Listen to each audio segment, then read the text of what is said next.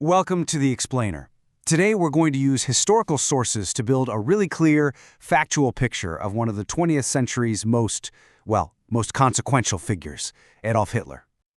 So here's how we're going to break this down. We're going to look at his life in 4 key stages. You'll see how each one really just paved the way for the next, from his kind of obscure start all the way to his catastrophic end. All right, so Section 1. Where does a story like this even begin? Well, his early years, they weren't about success at all. They were really defined by failure, by poverty, and then ultimately by the massive, all-consuming experience of World War I. Looking at this timeline, his path was anything but certain. He was born in Austria, got rejected from art school, and ended up living in a homeless shelter in Vienna. It's pretty aimless. But then, World War I breaks out, and his decision to volunteer for the German army, that changes everything. It's kind of wild to think about, but before all the politics, his main dream was to be a painter. And this isn't just a footnote, it's actually a huge part of his story. For his whole life, he saw himself as this misunderstood artist, a genius the world just didn't get. So where art failed him, the army gave him something he'd never had before, a real sense of purpose, of belonging, and he really latched onto that. He later built his whole myth around his time as a soldier, framing Germany's defeat in the war as this greatest outrage of the century. That, he claimed, was what kickstarted his entire political mission. Okay, so now we get to Section 2, and that sense of outrage he felt, it found a very receptive audience. You have to remember, post-war Germany was just chaotic. It was defeated, it was humiliated, and it became the perfect breeding ground for all sorts of radical new movements. So how did he even get into politics?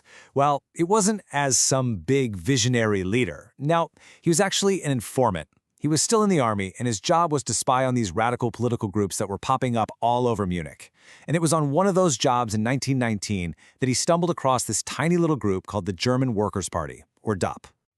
And right from the jump, the core of his ideology was, well, it was chillingly clear.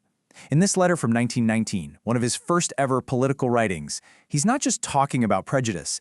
No, he calls for the total removal of the Jews altogether. And he frames it as the ultimate goal for what he calls a government of national strength. It's all there from the very beginning. So a few years later, he tries to overthrow the government. It fails, and he ends up in prison. And what does he do with that time? He writes Mein Kampf, which means my struggle.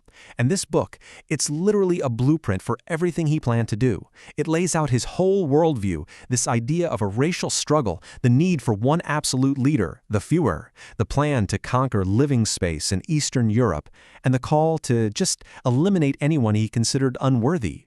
Now, for a while, the Nazi Party was just a fringe group. Look at 1928. They got only 2.6% of the vote. Nobody was taking them that seriously.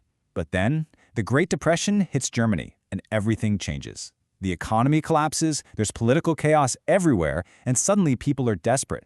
And the Nazis' radical promises, they start to sound pretty good to a lot of people. In just 4 years, they go from being a joke to the biggest party in Germany. The jump is just staggering.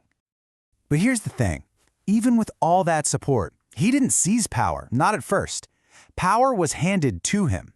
You had these conservative politicians who thought, hey, this guy's popular, we can use him for our own goals, and we can definitely control him. So they talked the old president, Hindenburg, into making Hitler the chancellor. It was a massive miscalculation. And that appointment, well, that was the beginning of the end for German democracy.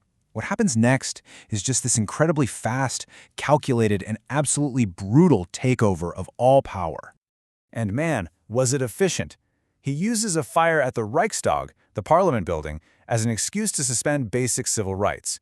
Then comes the Enabling Act, which basically lets him make any law he wants without anyone's approval. After that, boom, all other political parties are banned. And when President Hindenburg dies a year later, he just combines the jobs of president and chancellor. And just like that, he's the undisputed Führer. In less than 2 years, German democracy was completely gone. This whole process had a name, Gleichschaltung, which basically means coordination. And the idea was simple and terrifying. It wasn't enough to just control the government. No, the goal was to control everything in society. We're talking every sports club, every newspaper, every single school. You either got absorbed by the Nazi state or you were destroyed. There was no middle ground.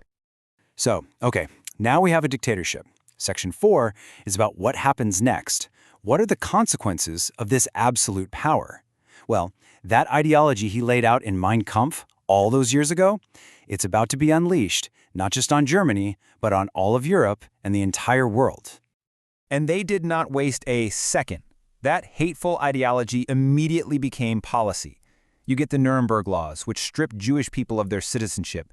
You get Kristallnacht, which was basically a nationwide, violent riot organized by the state. And the persecution just kept expanding to anyone they saw as an enemy or unfit, political opponents, disabled people, homosexuals, Jehovah's Witnesses. All of them were rounded up, imprisoned, and murdered. At the same time all this is happening inside Germany, he's also being super aggressive on the world stage. He just tears up the Treaty of Versailles and starts rearming Germany. Then he annexes Austria, and the other European powers, they're terrified of another war. So they try to appease him. They even let him take a huge chunk of Czechoslovakia. But here's the kicker. Every time they gave him something, he didn't see it as a reason for peace. He saw it as weakness, and it just made him want more. And that whole policy of appeasement, it just completely fell apart. He signs this shocking non-aggression pact with the Soviet Union, his sworn ideological enemy, by the way, and then, wham, he invades Poland. That was the last straw. Britain and France finally declared war, and World War II in Europe had begun. And you know, we can't say this wasn't foretold. Months before he even invaded Poland, he stood up in front of the German parliament and said, point blank, that a new world war would result in the annihilation of the Jewish race in Europe. This wasn't some off-the-cuff remark. It wasn't a warning. It was a promise. And he made good on that monstrous threat. The Nazi regime, with help from collaborators all across Europe, set up a systematic, industrial-scale machine of murder. The result was the death of around 6 million European Jews, the genocide we now call the Holocaust. The war that he started just spiraled out, consuming the entire planet. It became the deadliest conflict in all of human history. We're talking about over 70 million deaths. It left huge parts of the world, including his own country, in complete and utter ruin. And in the end, as Soviet soldiers were fighting block by block through the streets of Berlin, with his thousand-year empire in ashes and defeat staring him in the face, Hitler committed suicide in his bunker, deep underground. So when you look at all this, you realize this history isn't just about one man. It's really a case study. It's about how a country's democratic institutions, its laws, its courts, its free press, how all of that can be twisted and used against its own people with absolutely catastrophic results. And that, I think, leaves us with a really big and still very urgent question: how do we protect the foundations of democracy when the threat isn't coming from the outside, but from within?